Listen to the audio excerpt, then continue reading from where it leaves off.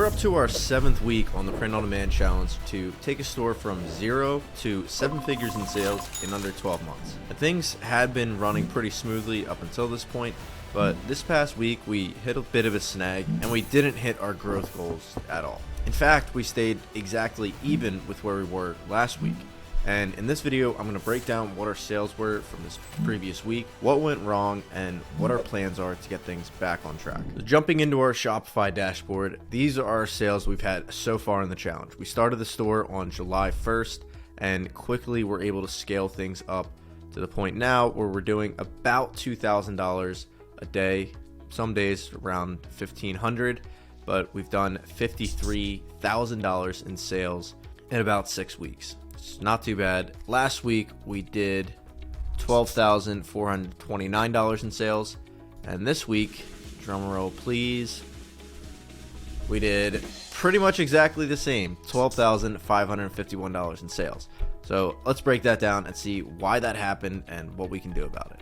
So we started off the week pretty consistently at $1,865 in sales, which is fine because we spent about $635 on ads. And that same day we spent $956 on our Printify charge, which gave us a total profit of about $237, or about 12.6%, which is not terrible, but then the week gets a lot worse. Tuesday, sales dipped down to a whopping $1,309, which is down 34% from the same time last week, which is always a bad sign.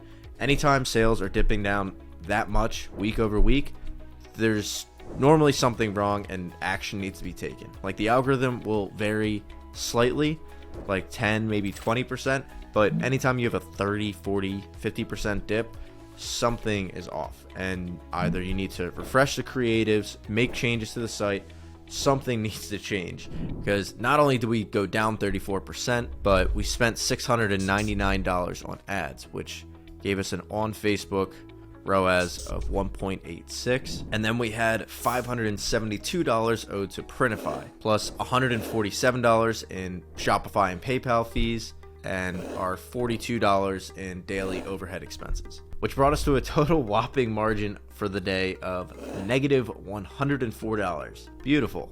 So taking our first real negative day on the chin like a champ, moved on to our next day where we dipped down even more. We were down 34% from the same time the previous week. At this point, I'm like, all right, what the hell is going on? So we did $1,195 in sales, spent $678 on ads, had a nice $506 Printify bill, add up all the other transaction fees and expenses, and that brought us to a whopping negative $58, negative 5% margin on the day.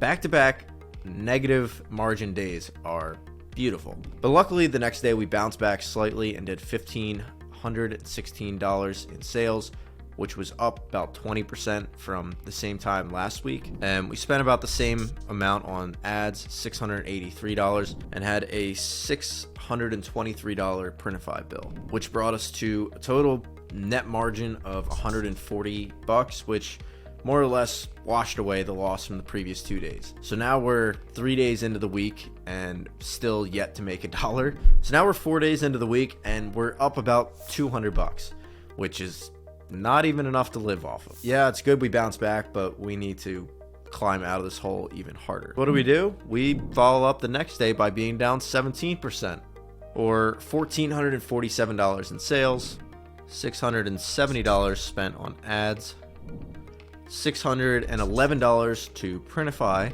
which gave us a total margin of about $100. Now I want to pause right here to make two important points before we talk about the rest of the week's sales. Number one is, hopefully by seeing this, it helps you understand that even really successful print-on-demand stores that run well have their down days. There are times when everything is going right and then it just comes to a screeching halt and everything just flips in your face. So I hope that can be comforting in some ways to know that it happens to everybody.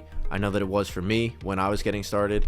So I wanted to share that. And then the second thing is, when things are going bad, understanding that to a certain extent that will happen, but there's a point where you have to start making changes and actually get things back on track. And that is normally like a 10 to 20% variance, but when things are trending downwards at 30%, 25%, like we were seeing, that's when you have to take action. And what I did here was primarily on the ad side. I noticed that I have been using more or less the same ads for the first 6 weeks of the challenge. And the way that I knew that our ads were starting to burn out was that the products that I had running in the ads were no longer our top sellers on the site, which if we're only running primarily 4 or 5 main products in our ads, then those should be the top sellers if they're working well. And when the ads are doing well, those are always the top products.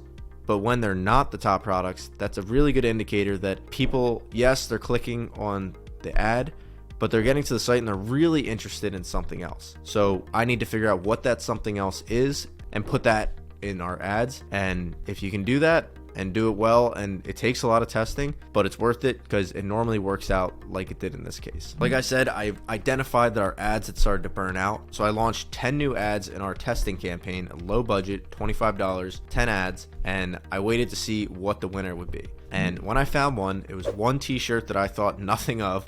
I thought it was like a total loser. And when I put it in the ads, this happened. So the next day we shot up 59% from the week before, the same day, and did $2,700 in sales. And the best part is that we only spent $656 for that $2,700, which gave us a ROAS of a 2.37. And we had a lot more sales that day, so obviously our Printify charge is going to be a lot higher. We spent about $1,200 with them. But adding up all of our different fees and everything included, we did $874 in profit, which is at a 32% margin, which was pretty exciting for 2 reasons. Number one is that obviously it's $874 in the bank. But number 2, and even more importantly, was that I was able to prove that when the store goes off the rails and things start trending downwards, I'm able to get them back on the tracks. I'm able to get us back to profitability. And in this case, we had our best day ever so far in the challenge. And if I'm able to just keep stringing days like this together, we're able to keep continuing growth even when things get off the rails a little bit. And then for our last day, we did $2,469 in sales, spent $698 on our Facebook ads, but look at our ROAS. We were at a 3 on Facebook, which is really good. We spent $1,102 with Printify, and that day we had a total profit of $629, which is about a 25% margin. So let's bring it all together and look at our profit report for the entire week. As we talked about, we had $12,621 in sales with $195 in cash back from Printify, which basically we've done so much business with them that they give us a 5% rebate on our product cost, which they're still making a really decent margin on us, but having 5% back, as minor as it is, adds up over time and it's pretty nice. Then we have our $212 from the 2% cash back Capital One credit card, which this is what we put all of our expenses on. Our total Printify invoice was $5,575, and we did $139 in discounts and refunds on our Shopify store. Spent $4,700 on Facebook ads, very minor amount on our Google ads, about $40, and we had $440 in merchant or processing fees. Our overhead expenses in total were $294. This is primarily just Shopify, Klaviyo, a couple of other apps here and there, which gave us a total net profit of $1,824, about 14%. And obviously the vast majority of this profit came from the last 2 days in the week. And the way that I'm going to make sure we learn from this week and carry these lessons forward into the future is to never give our ads a chance to burn out again. So we saw the impact that ads burning out can have on our store's sales and how quickly it can just throw things completely off the rails. So what I'm going to be doing in the future is not only having my ads that are running in my main CBO campaign and my DPA campaign, but I'm also going to always be testing at least 10 or 20 new products in a super low budget testing campaign, about 5 to 10% of my ad spend.